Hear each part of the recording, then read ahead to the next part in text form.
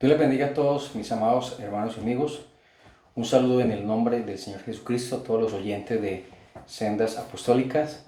Un saludo también para todos los hermanos que tienen su sintonía bajo Cauca, Nordeste y en todas las regiones a donde llegue este programa. Queremos saludarles en el nombre del Señor Jesucristo.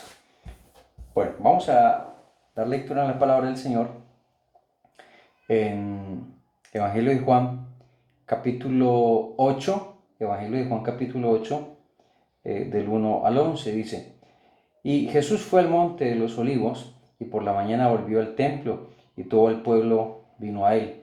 Y sentado a él les enseñaba. Entonces los escribas y los fariseos le trajeron una mujer sorprendida en el adulterio, y poniéndola en medio, le dijeron: Maestro, esta mujer ha sido sorprendida en el acto mismo del adulterio. Y en la ley nos mandó Moisés apedrear a tales mujeres. ¿Tú pues qué dices? Mas esto decían tentándole para poder acusarle. Pero Jesús, inclinado hacia el suelo, escribía en tierra con el dedo. Y como insistieran en preguntarle, se enderezó y les dijo: El que de vosotros esté sin pecado, sea el primero en arrojar la piedra contra ella. E inclinándose de nuevo hacia el suelo, siguió escribiendo en tierra. Pero ellos, al oír esto, acusados por la conciencia, salían unos a otros, comenzando desde los más viejos hasta los postreros, y quedó solo Jesús y la mujer que estaba en medio. Enderezándose Jesús y no viendo a nadie, sino a la mujer, le dijo: Mujer, ¿dónde están los que te acusaban? ¿Ninguno te condenó? Ella dijo: Ninguno, Señor. Entonces Jesús le dijo: Ni yo te condeno, vete y no peques más. Amén.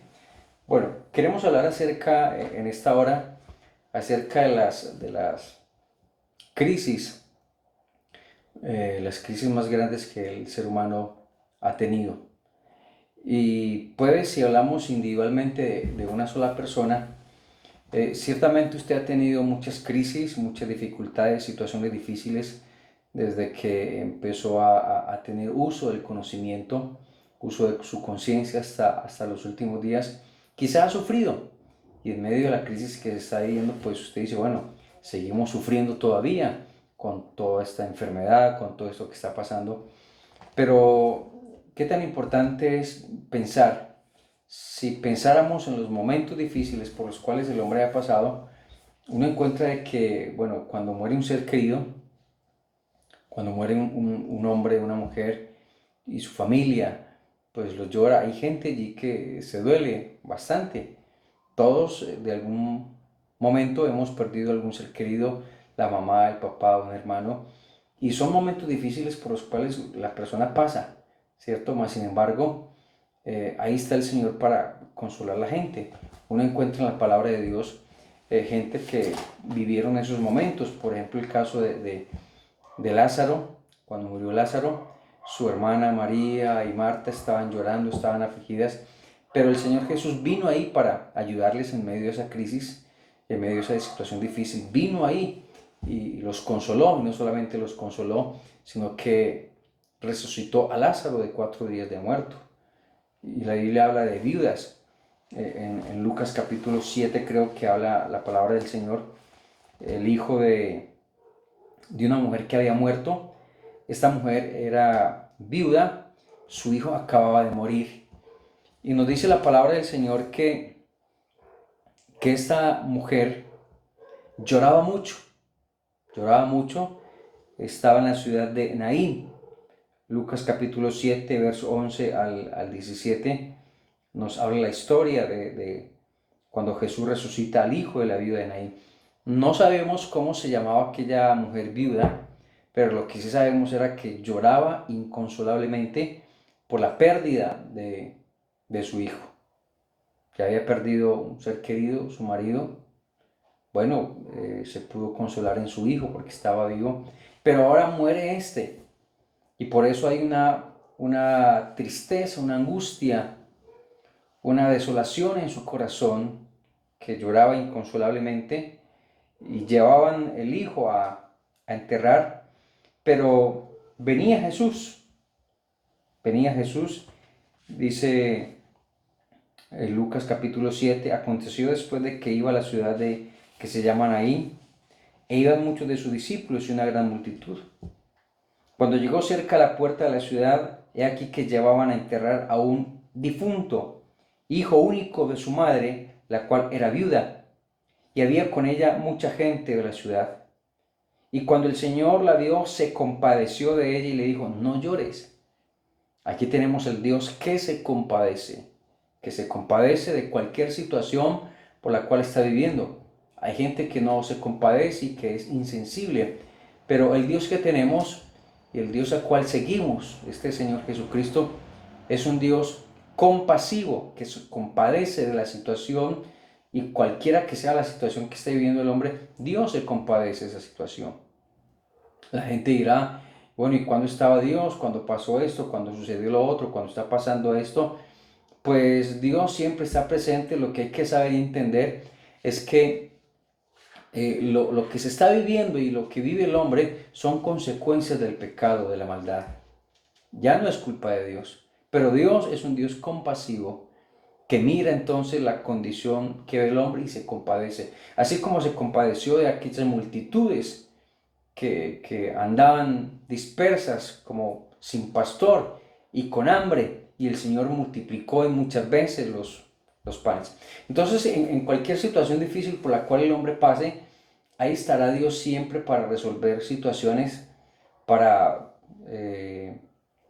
darle al hombre no solamente lo que necesita, sino que a veces da mucho más de lo que necesitamos. Dios le da al hombre. Y usted encuentra en la Biblia, hermanos y amigos, encontramos en la Biblia cantidad de milagros que el Señor hizo, y no podemos decir que eso fue en aquel Jesús histórico del pasado. No, porque la Biblia nos dice que Jesucristo es el mismo de ayer, hoy y por los siglos de los siglos. Quiere decir que el Jesús que resucitó a aquel joven que llevaban a enterrar y que consoló a aquella mujer es el mismo Jesús que tenemos.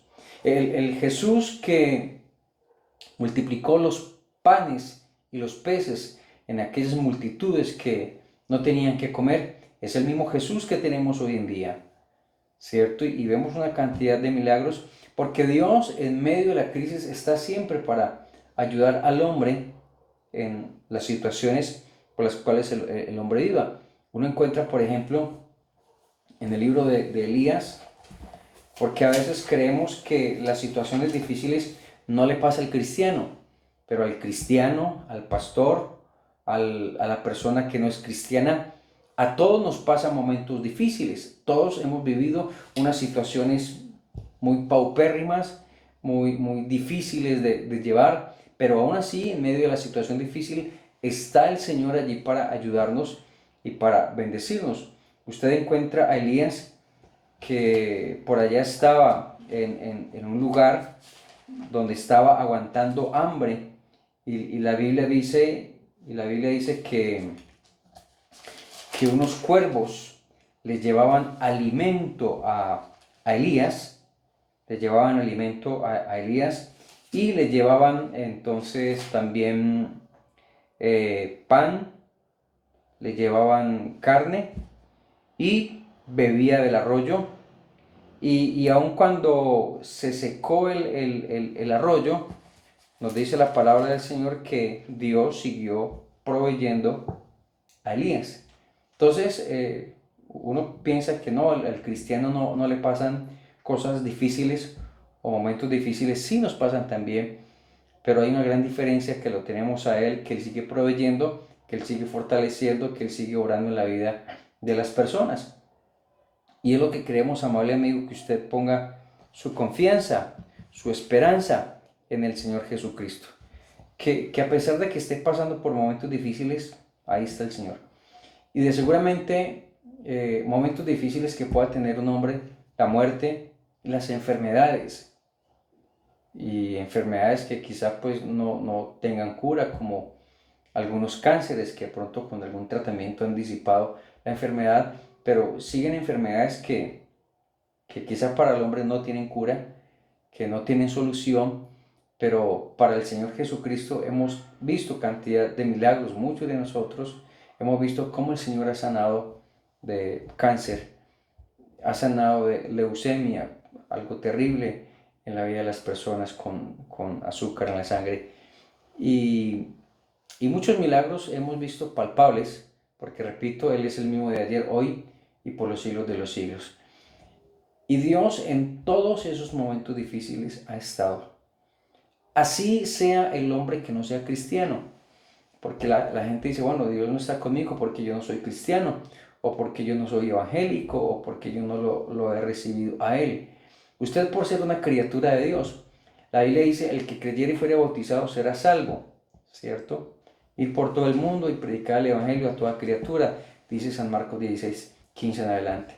Id por todo el mundo y predicad el evangelio a toda criatura. El que creyere y fuere bautizado será salvo, mas el que no creyere será condenado.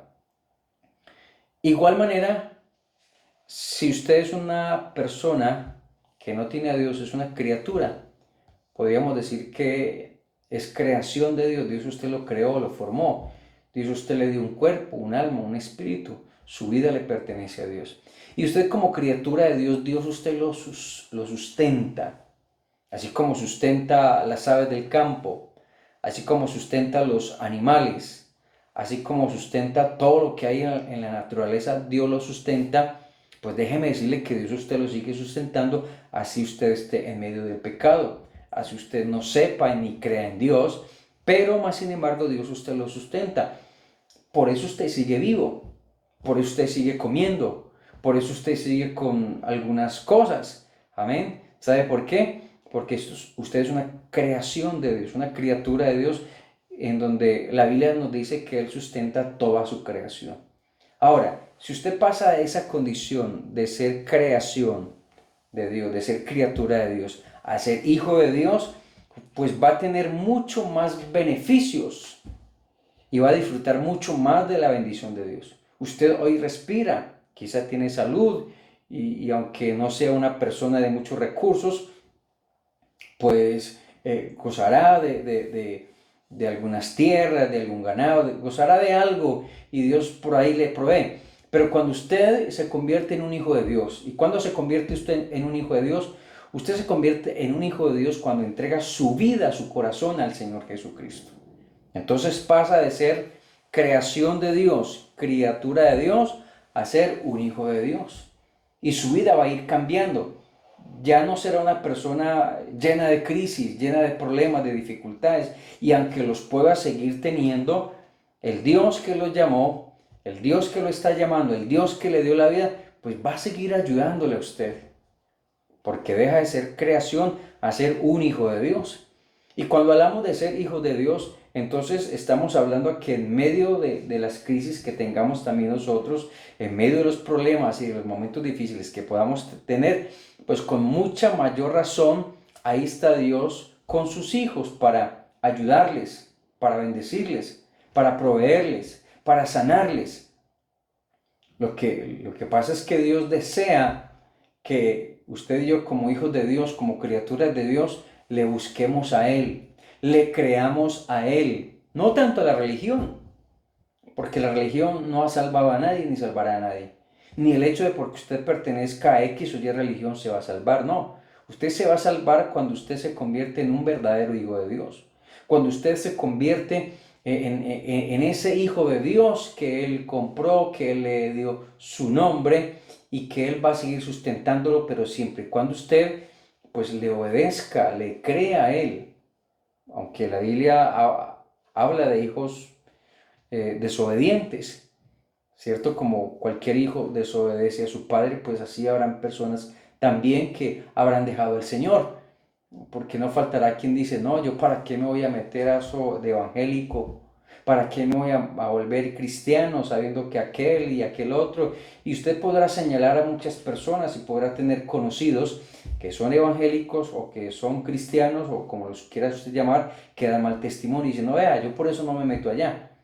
Pues déjeme decirle pues que seguramente están en desobediencia, han retrocedido atrás y ese nunca ha sido el propósito de Dios. Ahora, de igual manera, ese que ha dado mal testimonio, que está dando mal testimonio con usted, si no creen, si no se arrepienten, si no vuelven a Dios con todo su corazón, pues se van a perder. Pero no es el propósito de Dios, mis amados amigos y hermanos. Lo que Dios quiere es que usted llegue al conocimiento de Dios, que pase de posición de ser una criatura de Dios a ser hijo de Dios, a dar buen ejemplo, a ser obediente, a creerle a Él, a creerle a su palabra. Amén. Y déjeme decirle que en los momentos difíciles que tenga, Dios va a guardarlo, Dios va a ayudarlo, Dios va a fortalecerlo, Dios va a proveerle, Dios va a obrar en su vida. En el pasaje que leímos al iniciar, en el Evangelio de Juan, encontramos una mujer que quizá pudo haber pasado momentos difíciles, como cualquier persona ha pasado momentos difíciles. Usted quizás ha pasado por momentos difíciles, como de aguantar hambre, momentos difíciles como de haber estado enfermo, con algún cáncer, con alguna enfermedad terminal, con alguna situación. Quizá lo habrá perdido todo como Job. Usted recuerda a Job. Job perdió sus hijos, tenía 10 hijos, murieron. Tenía ganado, tenía fincas, lo perdió todo. Perdió su dinero, perdió todo. Aún perdió la salud, porque nos dice la Biblia que Job, después de haber sido un hombre pues aliviado, pues dice la Biblia que se llenó de una lepra todo su cuerpo, y todo su cuerpo era una llaga, y se rascaba con un tiesto, es decir, con un pedazo de teja de barro. Pero aún así siguió confiando en Dios, siguió esperando en Dios, no perdió la confianza en Dios. Por el contrario, cuando su mujer le dijo, bueno, aún retienes tu integridad, maldice a Dios y muérete. Aún en medio de todo eso, él dijo, Jehová dio, Jehová quitó, sea el nombre bendito de Jehová. Entonces usted pudo haber pasado y puede que esté pasando por momentos difíciles. Pero quiero decirle que el momento más difícil por el cual una persona puede estar pasando no es tanto la enfermedad de moda de hoy.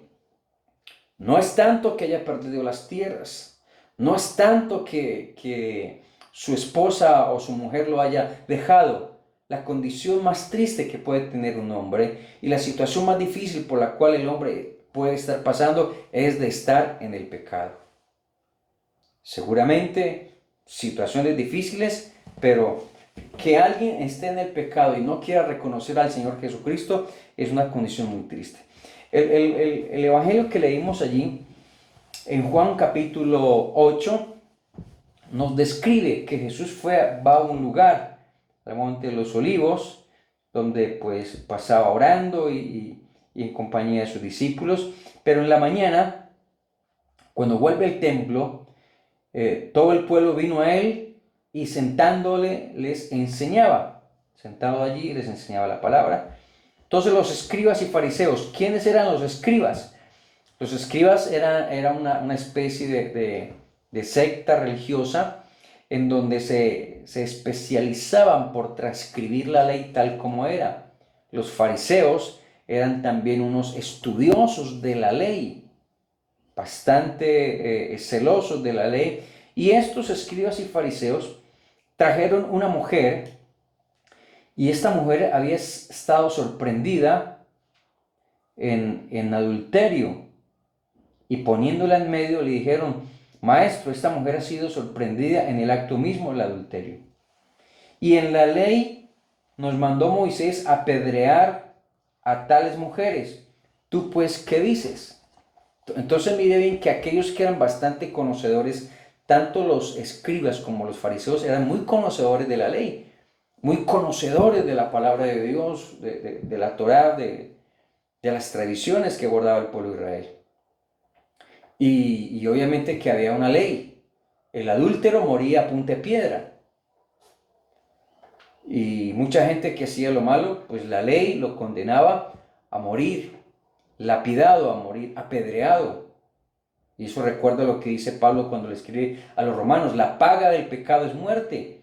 Y aquella mujer lo que merecía era la muerte, porque había pecado. Es más, Jesús legisló una ley cuando dice que ciertamente el adulterio, Jesús dijo, no cometerás adulterio, porque el que cometía adulterio entonces moría apedreado. Entonces, él le dice, pero yo digo, dice el Señor Jesús, mas cualquiera que mira a una mujer para codiciarla en su corazón, ya adulteró. Entonces el Señor pone la ley un poco más elevada y no solamente se refiere a que tiene que acostarse, sino que si mira y en su corazón codicia, se imagina todos estos pensamientos. Pero esta mujer no fue que otro la encontró mirándose en allí, no, sino que dice la Biblia, cuenta allí la historia, que la encontraron en el acto mismo del adulterio y la trajeron ante Jesús y le dijeron, esta mujer la sorprendimos. Y yo me estaba preguntando, bueno, ¿por qué no trajeron con el que estaba cometiendo adulterio? Seguramente se voló o seguramente pues pagó para que no lo llevaran, hizo algo, pero en todo caso ella fue la que alcanzaron a coger y traerle al maestro. Y todos trajeron su piedra en la mano. Jóvenes, chicos, niños, viejos, todos trajeron su piedra en la mano para matar a aquella mujer. Y Jesús, escribiendo en tierra otra vez, quizás pensando en la misericordia y en la gracia de Él y en la maldad del hombre, dice allí la palabra, y como insistieran en preguntarle, se enderezó y le dijo, el que de vosotros esté sin pecado, sea el primero en arrojar la piedra contra ella. Inclinándose de nuevo al cielo, siguió escribiendo en tierra. Pero ellos, al oír esto, acusados por sus conciencias, salían cada uno, comenzando desde los más viejos hasta los postreros, y quedó solo Jesús y la mujer en medio. Enderezándose Jesús y volviendo en medio, y viendo a la mujer, le dijo, mujer, ¿dónde están los que te acusaban? ¿Ninguno te condenó? Ella dijo, ninguno, Señor, porque la condenación era matarla a punta de piedra. Ninguno te condenó, ninguno, dijo aquella mujer. Entonces Jesús le dijo, ni yo te condeno, porque Jesús no vino a condenar al mundo, no vino a echar al infierno a nadie, a que la gente muriera en el pecado, no, Él vino a poner su vida en rescate de muchos. Y cual mujer, muchas personas, hombres y mujeres, se encuentran, no solamente en el adulterio, en la fornicación, en el robo, en el pecado. Y la crisis que se está viviendo hoy en día no es tanto la enfermedad, no es tanto el problema, sino el pecado. Créame que la gente va a morir y se está muriendo, ¿cierto?, en el pecado, pero el Señor no vino para que la gente muriera en el pecado. Él vino a dar salvación y vida eterna. Él no vino a condenarlo. Quizá merecíamos la condenación, quizá merecíamos la muerte sin Dios y sin salvación.